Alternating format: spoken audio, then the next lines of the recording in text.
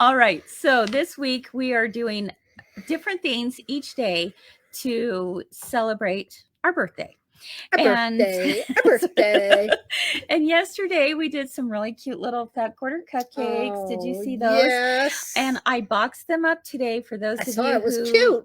I know, so fun. And that I talked about this yesterday. We're going to randomly send them to 11 people. Now, what's going to... Why 11? Because we're celebrating number 11. All right. But what I was kind of chuckling at myself, because what's going to happen is I'm just giving them to shipping. I'm just turning it over to shipping. I said, here's 11 boxes. You randomly select who they're going out to, right? And inevitably there will be someone who doesn't watch Three Things at 3. That's no and idea. They're going to get this box with this fabric cupcake that says happy birthday on it. They're going to be like, it's not my birthday. Wouldn't it be cool if it was? It's fine. It would be pretty cool if it was. So anyway, we might have some of that because some people don't know we're just randomly sending them out. We're just cool like that. Yeah. So what are we doing today? Today's project. Okay, look at how cute. We're doing these little, I call them celebration coasters. Wouldn't that be so cute to have under everybody's cup at a birthday party? Yes. Or if it's somebody's birthday that day, you might put, a nice little bowl of ice cream. I was going to say a cup of coffee or something in the morning, but just a little something. Or if you had a stack of these and you gave them to the birthday person, I just think that would be so fun. So today, Kyle and I are going to walk you through the steps of some basic applique, and then I'm going to talk to you about how do you bind on the circle. Okay, so it might be a little bit different than what you're used to. So we're going to talk about binding on circles. So again, whether you do this project or another one that has a circle, we're going to share how you do that. By the way, look how cute the little flame is. It's darling. I use the Kimberbell Gold glitter sheet. Cute. And I think that adds to the cuteness factor, right? So we'll talk about binding on the circle, all the things. And you quilted that. I did. In fact, when I quilted it with monofilament thread. What's that? It's the clear see-through thread. Oh. So that, because I didn't want to go. You don't want to take away I didn't want to take away from the applique. That makes sense. So on the back, you can see where there's cotton in the back, so you can see what I did. But on the top is monofilament. Plasticky light. Yeah. Yeah. And it's okay. Yeah, totally. Cool. It's okay. You use it in your top, but not in your bobbin. You use cotton in your bobbin, and you should have no problems at all. So, all right. So, Kyle, let's walk them through the steps of how this is done. And I'm going to bring this over here. I will also mention, let's see, that we've got... Okay, we're going to start out with a 6-inch square for the front, a 6-inch square for the back, and a 6-inch square of batting. All right. And the reason why we start out with a square instead of the circle would be why? Because we can center our cupcake or our design. Exactly. And then when you quilt it, it's going to be, everything's going to stay together as a square, and then you cut the circle. So I'll show you how that's done as well. And you're just going to use some little fabric scraps. So that's awesome. We know you all got that, right? No. There you go.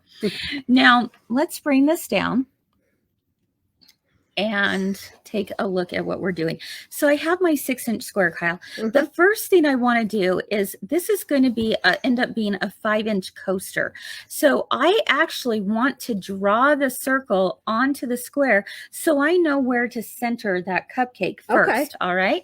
So, but I got a question. Yes. This is what I would have done. Okay. I would fold it and find my center. Oh, you could do that. Yeah, you for sure could do that. I just wanted to make sure that my applique would be right because it's, if you take a look at It's not this, in the it's center. not exactly in the center. That's true. The bottom of the cupcake liner is at the bottom so that there'd be enough room at the top. Good idea. And yeah. if you bring it too far to the bottom, then you're going to be in your seam. Exactly. Yep. Good. Exactly. Good. So we need to do a 5-inch circle. How do you get a 5-inch circle? Well, you could use a template for a 5-inch circle. You could use a bowl. Go through your bowls. That's my favorite. Cupboards. Guess what I use for my 5-inch circle? I laughing when she grabbed this. Yeah, baby. We got a party hat. Birthday. I thought this was so funny. So I made Mike. I saw that. I made him wear the green hat yesterday. I was very impressed he did it. He did. He was a good sport for about 30 seconds. And then I took a ruler and I went, oh, no way. This is like serendipitous because it's a 5 inches from one end to the other. Right. I know. I'll tell you what. This is exactly what she did. This is what I did. I am going to draw my circle. This is so Chris. I love it. This is why we love Chris. What are you saying? I don't know how to take it. This is why we love you, because it's exactly what someone would do. You probably can't even see that, but it is a 5-inch circle right there. Because you know what? You make do. You make do. Oh, I do not want to get a compass out and try and do it with a compass. You could certainly do a compass. I know there will probably be people here saying, just take a compass. Yes, you can take a compass. You could take a pencil, with have a pin string. You would go 2.5 inches Get a out. bowl. Get a hat. Find a hat, find a bowl, find something. And if it's not 5 inches exactly, is it going to be okay? Yeah. Yes. Absolutely. Yes, it's going to be okay. Okay. So the first thing that we did was we drew our circle, right? Okay. It's on there. So now when Kyle goes to Applique, she knows exactly where to put everything. So here are our 2 pieces for the Applique. And let me grab some scissors. Okay.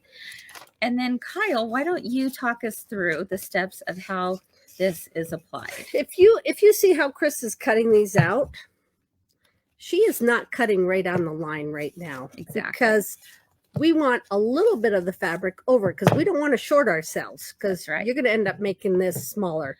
So she cut it out a little bit larger. And when you do that, then you can cut directly on the line and everything, you won't have a frame. Right. Okay.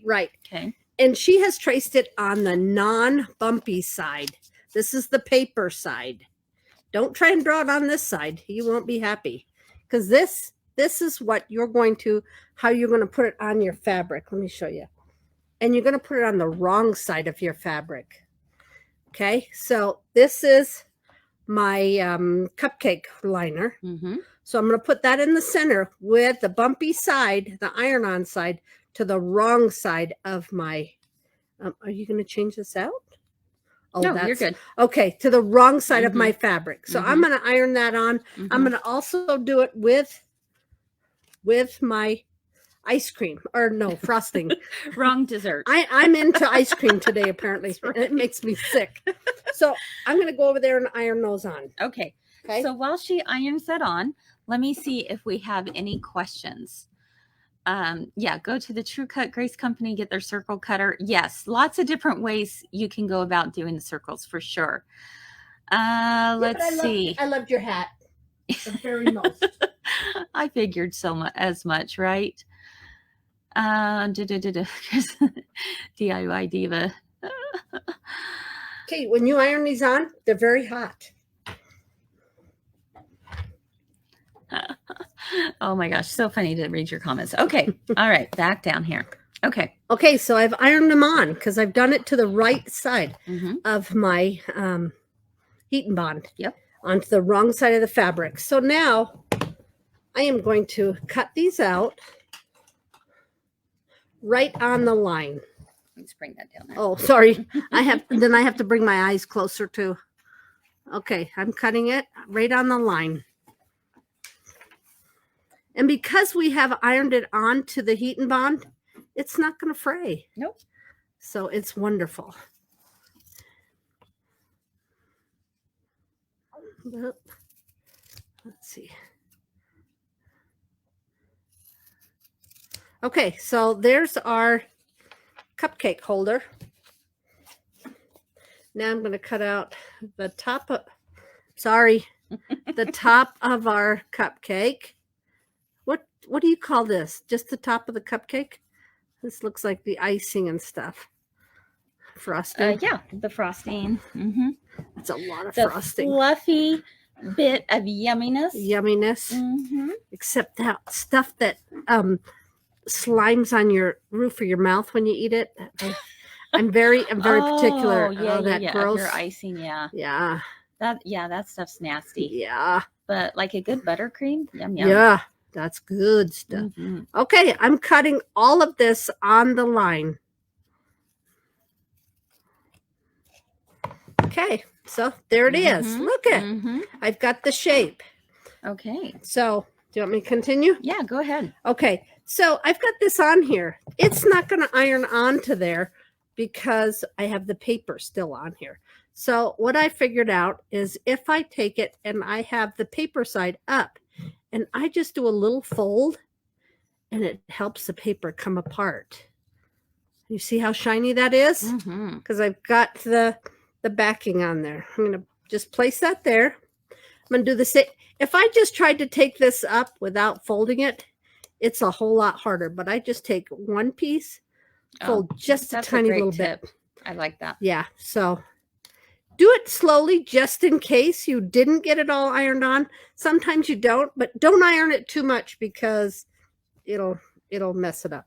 Yeah. Okay. So when you're appliquing, I don't dare. You're good. Mine's not a touch screen. So. Okay, good. When you're appliquing, there is an order that you really need to do. We don't want our cupcake to look like that. We want our cupcake on the outside. It's all about layers. Layers. So we're going to put our cupcake liner down first. And I'm going to leave it 1/4 of an inch at least. Yeah, definitely. From the edges. There's our circle. And then I'm going to layer this. How do you like that funky fabric? That's a little bit of cake in my collection. You could iron this down before you put your next layer. Yep. But I don't have too many layers, so I'm okay ironing them both at the same time. I've overlapped that a little bit. Okay. I didn't overlap it a lot, but I wanted to make sure my cupcake liner went all the way. Yeah, for sure. Now there's a little candle that's going to go on there as well. You could put some heat and bond on it, or you could even just place it right there, and you're just going to sew it down. Okay. And then we're also using a little bit of this glitter for the flame. Have you used this glitter before? Yes, I have. I love it. I'm just going to cut out. You don't need heat and bond on that, though. Don't worry. We have a pattern for you all. It's coming very soon. Look at that. It's like you've done this stuff before. Oh, Kyle. I'm so impressed. Yeah. So you got a little flame here going. Cool. Okay. She's just making it to the size she wants. There we go. Cool. Ta-da. Now it still has the plastic on it? It does. So before we add it on, we're actually going to remove the plastic. And I'm so glad you have fingernails. It tells us not to iron without the plastic on top, and if I am a rule follower, that's what I will do. However, I've had no problems ironing straight on it. But if you're going to follow the rules, this is what you do. You use a little pressing cloth in between, or I like to use the plastic that I took off, and I like to kind of take some of that tacked off by just rubbing it across my fingers or the palm of my hand. It just removes some of the tack, and then I'll put it back on, iron it, and then just peel it off. So it's totally and that's just because you don't want that touching your iron. Yes, but I will tell you. Okay. I haven't had problems with it touching, but I'm just saying. Don't do it. I'm just saying. Hey, this is a great nail. Hey, that is. Maybe I could wear those. All right. So let's go ahead and you've layered. Take that, and why don't you go ahead and press that into place? Gal. And while you do that, candle off to the side. There you go. There you go. I'll answer some questions. Here we go. Let's see. Janice says, you don't have problems till you do. Yeah. That is true. So the rule of thumb is that you probably should use a pressing cloth in between, but I'm just telling you. Is Kim still on here? That's right. Anyway, kind of fun. So there was a question earlier about, Diane asked, do you quilt it first? And the answer is no. Now, let me take that back. You could, if you wanted to, you certainly could. However, on this one, I'm not going to. I'm actually going to quilt it on top. And that's why I used the monofilament thread on this one, is because I still wanted the applique to be quilted, to look quilted, but, and I didn't want to have to go around it. But you absolutely, most certainly could quilt it first, and that would be just fine. Okay. Cut the scissors for just a second. Yep. Thank you. Yep. I haven't made a mistake. I'm just.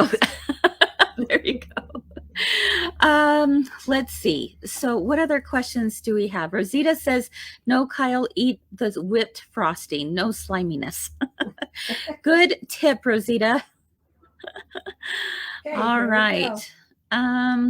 You didn't put just scrolling through here. Candle, no? No. Oh, go. But you could. There's nothing wrong with that. Where's your look? This one I'm going to use. Okay. Really, there is no right or wrong way to do it. Truly. Like, you can put the flame wherever you want the flame to go. Right, Kyle? Right. Right. All right. Okay. Oh, that's a cute idea. Kinsey said you could put a little pocket on the backside for a gift card. Oh, cute idea. What a darling idea. Kinsey. I love that. I know. That Kinsey. All right. Oh, they're wondering when you're doing kids camp this year. We were just talking about it this morning, weren't we? Figure that out. So it's going to be very soon. We're waiting for, we have a really fun kids camp program that is going to give them little like merit badges. It's so darn cute. So we're waiting for all that to come in the mail. Do you know, as a Girl Scout? I was too. Really? I was just no, I got up to juniors. I was a brownie and then a junior. You went further, didn't you?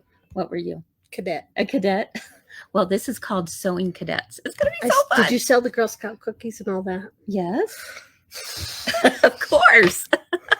Did I eat all the Girl Scout cookies? Yes. I try and avoid them now when I see them because I'll just eat them. There you go. Then I have to buy more. Exactly. So here we go. Ta-da! Yay. This is how it goes on. Now, how do you quilt this? Well, excuse me, how do you applique this? You could do a few things. You could do a zigzag stitch. You could do a straight stitch going all the way around. You would do it about a 1/16 of an inch inside. Have it be raw edge applique if you wanted to do. You could do a blanket stitch, which is what I did here. I love blanket stitch. Okay, and I love blanket stitch too. I love using the same thread colors as the fabric, but that's a personal preference. Totally a personal preference. Do you know what someone told me about all that? What's that?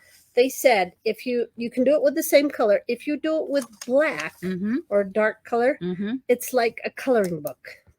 It's a little bit more animated. That is so true. Yeah. Yes.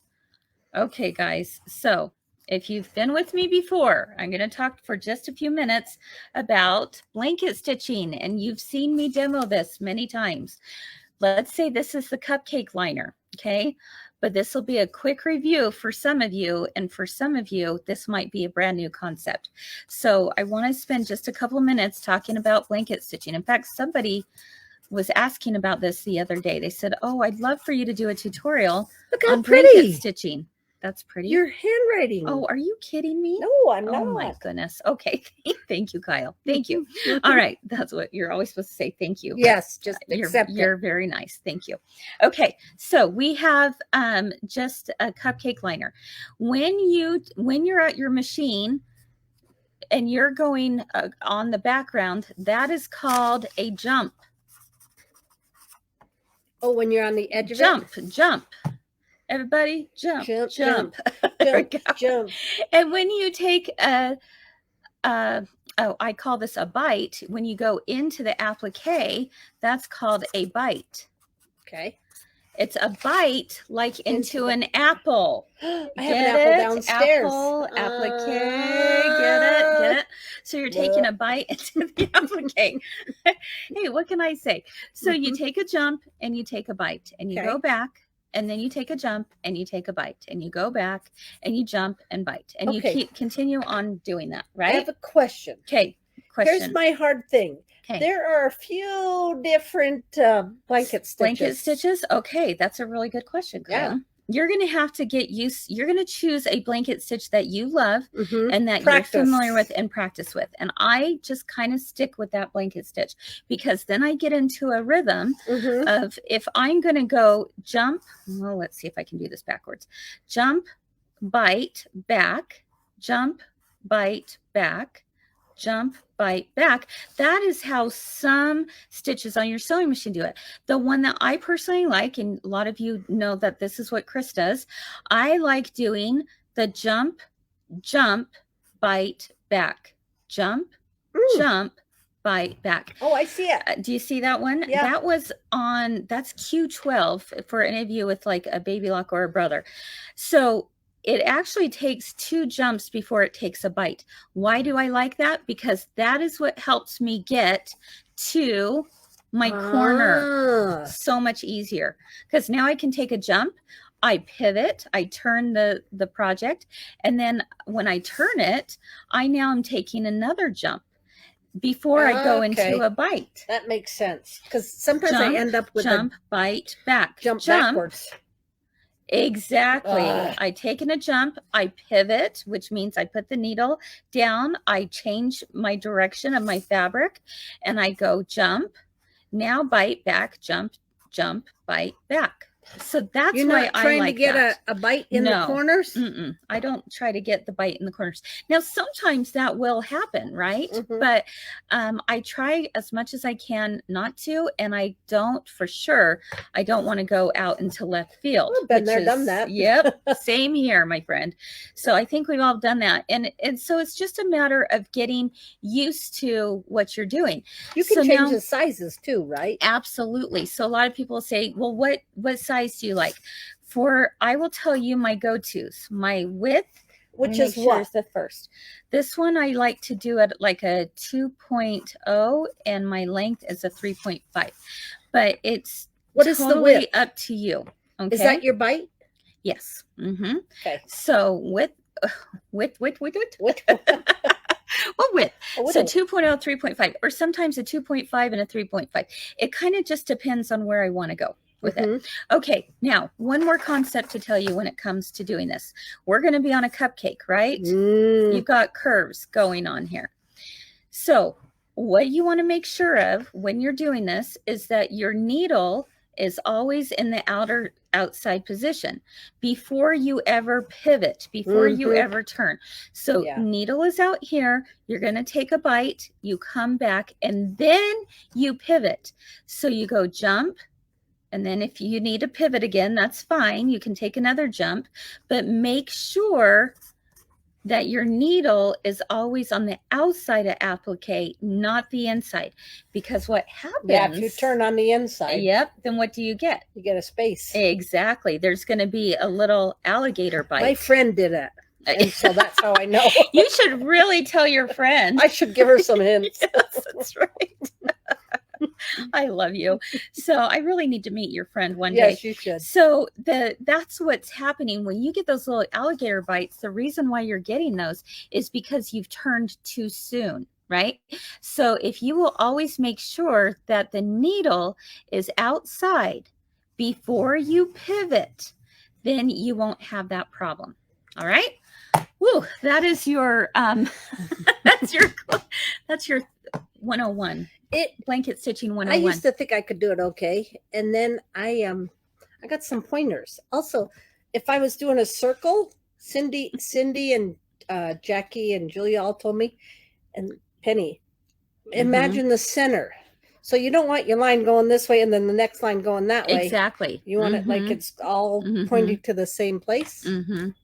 Yeah. So Barb, I like that. Yeah. Barb Loxton says, Kyle, your friend needs to watch 3 at 3. She does a little bit. We'll have to play some more. So it really is, it's really simple. On my baby lock, it's a Q12. Q12 is what it is. So what is that isn't what this shows, is it? Mm-hmm. Q12. Yeah, Q13 goes the opposite direction. But you can Which you could mirror it, but it is Q12 is the one I use. But yeah. All right. Jump, everybody now. Jump. There we go. I want you singing that in your head when you are doing your blanket stitching. Jump. Rather than the other things I have in my head? Mm-hmm. Pretty much. All right. So there you go. So blanket stitching 101. Okay, we're going to pretend that that has all been blanket stitched. All right? Because we're going to move forward. We've done the lesson on blanket stitching, right? Mm-hmm. I don't really want to take it to the machine to blanket stitch because you're not going to be able to see it anyway. No, especially if you're blending. But if fabric I put it up close, you can see that my blanket stitching looks pretty good. Not too bad, right? Not too shabby. Those stitches pretty good, huh? Mm-hmm. Yep. I definitely practice and see what size you like. Yes, if you spacing. Practice. You know what I like to do, Kyle? What do you do? I like to put like if I'm practicing. Mm-hmm. Oh my goodness, I need a regular piece of paper. Well, make do. I love Chris. Here we go. Here's a piece of stabilizer left over from from Embroidery Club. We had Embroidery Club today. Yes, today? Yes, we did. Yes, we. Where was I? I've already been teaching this morning. Here we go. I like to take a piece of fabric, and if I want to practice, I will just draw on my fabric. I'll draw a heart. Okay. I'll draw a circle on my fabric. I don't need to applique something on. Right. Just draw something on. Take some scrap pieces of fabric. Draw a square. Good idea. All right. And just practice. Corners. Just practice. Practice and be curious. Mm-hmm. You guys are laughing because you've heard me say this before. But be curious as to if you have something that goes array. I don't know. It goes wrong. Let's say. Goes array. Yeah. I don't know. Anyway. Then, and it's going out here, you're going to go, okay, you're not going to get mad at yourself. You're just going to ask yourself the question, why did that happen? I'm going to become curious. Why did that happen? My friend did it. Yeah, that's right. Got to tell that friend to stop it. and then you continue forward. Is there a place where you should start? This, and you say to yourself, why did that happen? Oh, I became curious. Oh, that's what happened. I need to change that next time I go around, right? A place to start, I always start like on a heart. Mm-hmm. I'll start at the bottom corner. Mm-hmm. Circle, obviously it doesn't matter. I got one more question. Yes, Kyle. I love my baby lock because array is the right word. Array. I was like, array. I was still trying to think what it was. On my baby lock, I have a stay stitch. Yes. So I'm not going back and forth. Love that. Because that's a lot of thread. Yeah. If you have a stay stitch, excellent. Keep it in one position at the beginning. Right. And at the end. Right. Have you ever tried to go backwards on a blanket stitch? It will never look good. Never. Okay. My friend has some ugly stuff. Oh, yeah. I'm sure. So anyway, there's that. Stay stitch. Because you don't want that thread to come undone. Exactly. So, oh my goodness, Kyle, we are almost out of time. Holy cannoli. Okay. We're going to go real fast. All right. So here we go. I'm running. You're going to put your background down and put your batting on top. Wrong side up. Correct. Yep. And then we're going to put this on top. And then we're going to quilt this however we want. All right. So we're going to do some stitches all the way through. Did you go right over your cupcake? I did. Oh, what's cool. My little I candle know it won't fell stay. Off. Okay. And also notice that with my, I don't know if you can see, but on the candle, because it was so small, and on the flame, I just did a straight stitch going around. I think that's a good idea. Yeah. You can mix and match your absolutely. Stitches. Absolutely. I'm a terrible zigzagger. Really? Yeah. You don't feel good about zigzag. I'm going to take a class. Okay. Well, there you go. You can practice that, I could. And then go ahead and quilt it to your heart's desire. And now you're going to cut it out on the circle. And then you're cutting going through to all bind 3 it. layers. Correct. Yep. Okay. Okay. Now, one more thing, and I forgot to cut my you're binding. My binding. But what I'm going to do instead, because I can go with the flow, right? Yes, you can. We are going to take a ruler.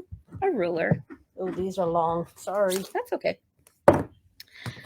I'm going to cut 1.25 inches, and I'm cutting it from this. Please don't pay attention that I'm using the back because I'm simply just going to show you what we're talking trick about to here. Do the circle. Yep.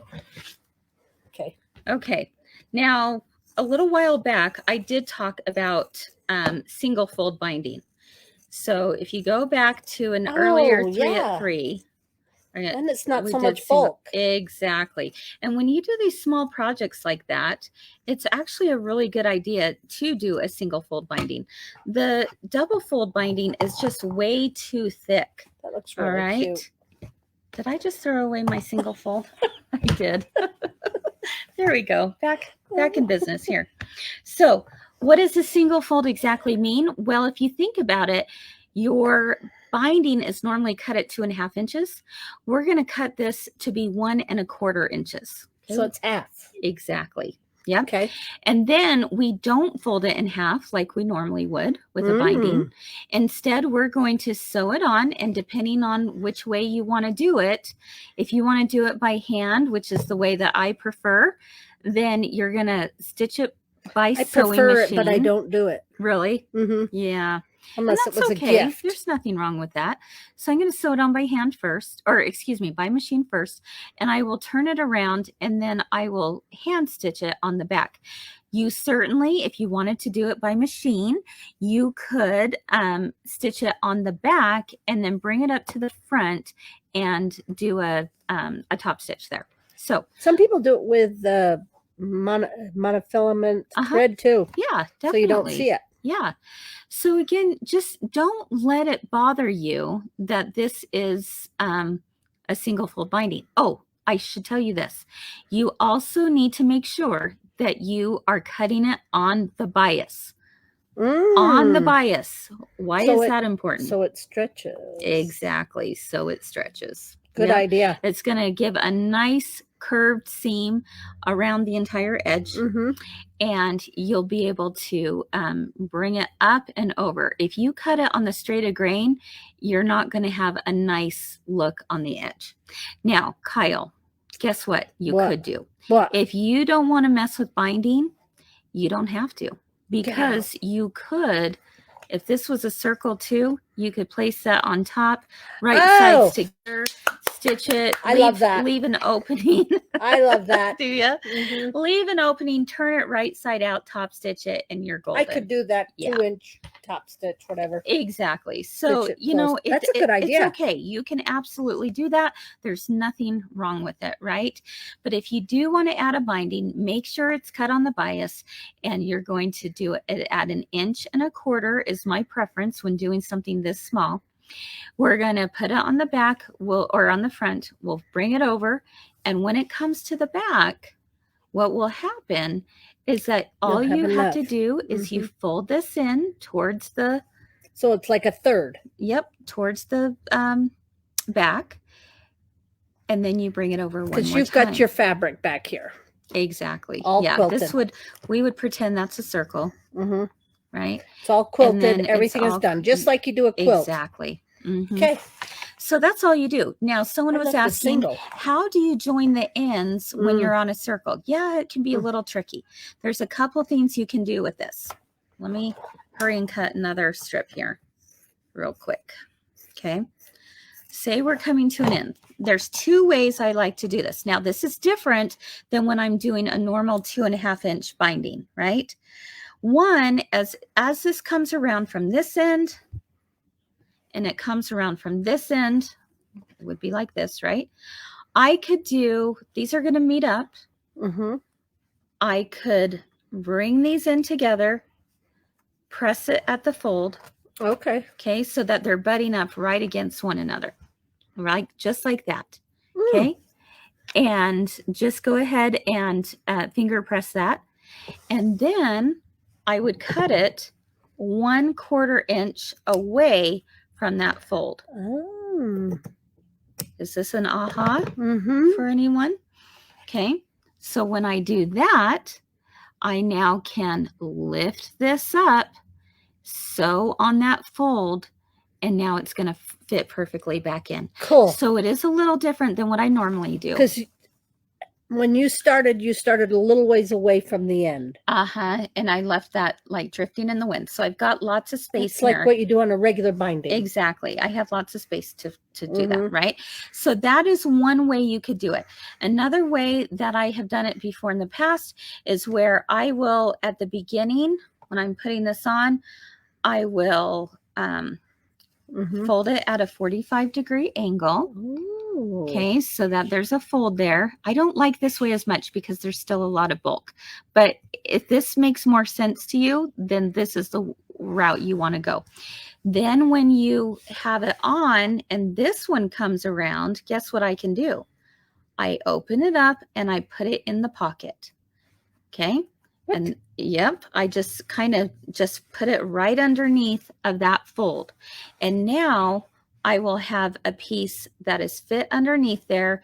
You can see the seam a little bit more. And you could certainly do it that way as well. All right. So 2 different ways of doing that binding with the circle, but my friend does a terrible way sometimes. She used to. She's learned. Oh, that's good. Good. Yeah. So we don't have that thick binding at the end. Yeah. Betty Jo says, or pink the edges, no binding. Yeah, you could do that. Blanket stitch binding would be cute. Yep. So definitely, blanket stitch the binding, Kathy. Yeah, you could absolutely do that. And that would be very cute too. Yeah, so you could just put it on there. Lots of different ways you could do it. So yeah, that's it. Cool. All right. And then before you know it, you will have this. Now, these, we're calling them our celebration coasters, but you know what else I think this would be cute for, Kyle? What?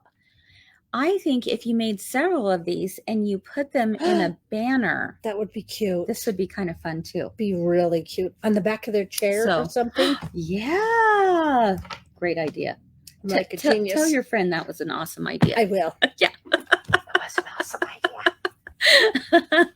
Oh, too funny. Kathy is asking, how wide did I cut the binding? The single fold binding, I cut it to be 1 1/4 inches. Why is it 1 1/4 inches? Because it's half the size of what I would normally cut. And that's going to actually give me like a 1/2 inch binding. No, 1/4 inch binding. Yeah, it would be a 1/4 inch binding. So I like that size. Yeah. Kinsey said put their names on them for place setting tags. That's a cute idea. You guys are liking the banner idea. You totally could. So anyway, just a fun little thing. Have fun, whether it's this or you're making other little pictures coasters. If you do something. Definitely. And we